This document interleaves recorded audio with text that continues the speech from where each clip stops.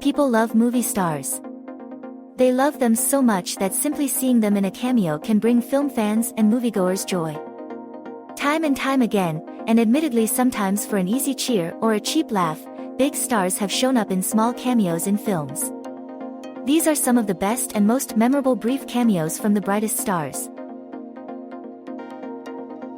Bill Murray is kind of the cameo king. Now, his cameos in movies like Zombieland and, spoiler, Ant-Man and the Wasp, Quantumania are on the meteor side. However, he literally plays himself in Zombieland, so that counts for something. Perhaps you prefer his cameos in films like Get Smart or The Darjeeling Limited. You may also like 25 drum solos, fills, breaks and intros that everyone should know. Damon is also a real aficionado at cameos.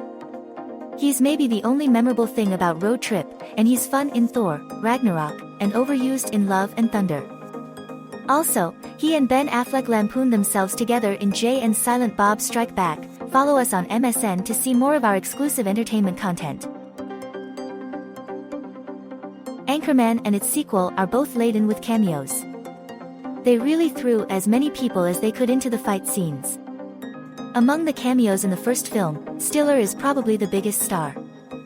Although Jack Black is a bit funnier, you may also like the best bass players of all time, ranked. One of Depp's first big roles was on the TV show 21 Jump Street. Eventually, that show was used as fodder for a knowing action comedy film. While Depp had largely left 21 Jump Street behind him, he did pop up in the show. Follow us on MSN to see more of our exclusive entertainment content. Now, Bowie is a music icon, but he also starred in a couple of films. Labyrinth might mean a lot to you if you are of a certain age. Speaking of Stiller, in his comedy Zoolander, Bowie has a delightful cameo as himself. So does Gary Shandling, but he's not a movie star. You may also like 24 artists from popular bands whose solo careers flopped. Charlie Sheen starred in a couple of Top Gun parodies called Hot Shots and Hot Shots, Part 2. The second film is a little sweaty, but it does have one fun moment. Martin Sheen cameos as himself but also parodies his turn in Apocalypse Now. On top of that, these two are a father-son duo. Of course, follow us on MSN to see more of our exclusive entertainment content. Let's get a little lady love in the mix. Cate Blanchett is a great actor, with 2 Oscars to show for it. Her cameo in Hot Fuzz is still easy to miss, though. After all, you don't see her face. Yes, Blanchett has an obscured cameo in Edgar Wright's cop movie Pastiche. You may also like the 20 best instrumental songs of all time. Hamill will forever be a legend for playing Luke Skywalker, even if it is his only significant movie role. What a role, though. He also cameos in Jay and Silent Bob Strike Back, but we won't divulge his character's name here for the sake of keeping things PG. Follow us on MSN to see more of our exclusive entertainment content. From the day Citizen Kane hit theaters, Wells was en route to being one of the biggest movie legends of all time. Getting him to pop up in a cameo was a big get, and Jim Henson did it.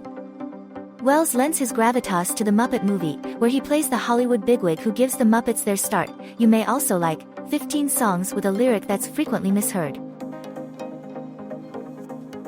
Wayne's World had Alice Cooper, but he isn't a movie star. Wayne's World 2, on the other hand, has, well, Heather Locklear and Heston. The legendary star of films like Planet of the Apes plays a good actor who is subbed into the film to give it a little extra flair. Follow us on MSN to see more of our exclusive entertainment content. Hogan never made a good movie, but he did star in several films. He's also one of the biggest pro wrestlers ever. While we really enjoyed the cameos by Paul Bartel and Leonard Maltin personally, Hogan has a nice, weird moment in Joe Dante's bonkers Gremlins 2, The New Batch. You may also like the biggest one-hit wonders from the 70s. While Jack Black is talking about The Graduate in The Holiday, you briefly see Hoffman in an uncredited cameo. Weirdly, this was not written into the script. Hoffman was literally just going to Blockbuster and saw that Nancy Meyers was shooting a film, and Meyers then wrote a brief scene for him to pop up in. Follow us on MSN to see more of our exclusive entertainment content. Close has infamously been nominated for 8 acting Oscars without winning. Only Peter O'Toole has been nominated that many times without emerging with an award. None of her nominations were for her turn in Hook, where she plays Gutless. You may not have noticed her, as she is hidden behind a beard. You may also like 20 underrated 1970s bands. Geller is more a TV star than a film star, but she had a few notable films if you are of a certain age. The same year she starred in Cruel Intentions. The once and future Buffy the Vampire Slayer has a wordless cameo simply credited as Girl in Cafeteria in She's All That. You know, a film right in her target audience. Follow us on MSN to see more of our exclusive entertainment content. Madonna, like Hulk Hogan, is better known for something other than acting. However, we will say Madonna has a better filmography than the Hulkster. Die Another Day is considered arguably the nadir of the James Bond series and definitely the worst Pierce Brosnan film in the series. Madonna's cameo as a fencer, as in the sport, certainly earned some eye rolls, if also plenty of, "Hey, it's Madonna," asides in theaters. You may also like the 25 greatest opening lines to songs.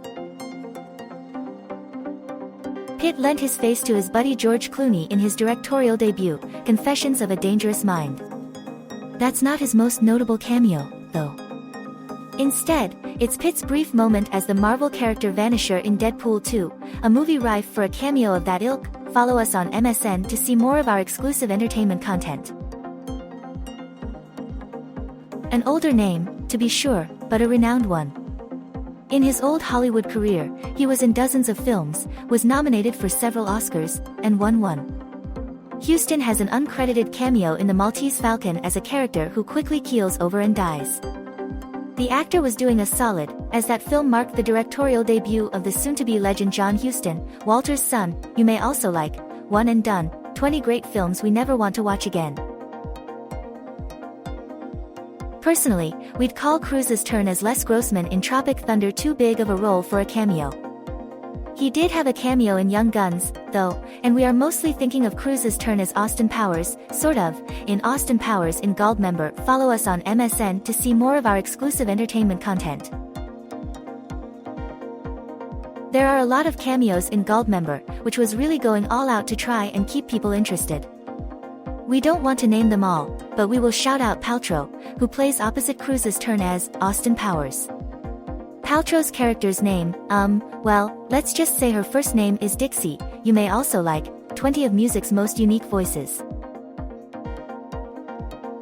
Aykroyd, like his former co-star Murray, loves himself a cameo. In fact, he had 2 of them in 1995 alone. One was in Canadian Bacon, a largely forgotten satire directed by Michael Moore.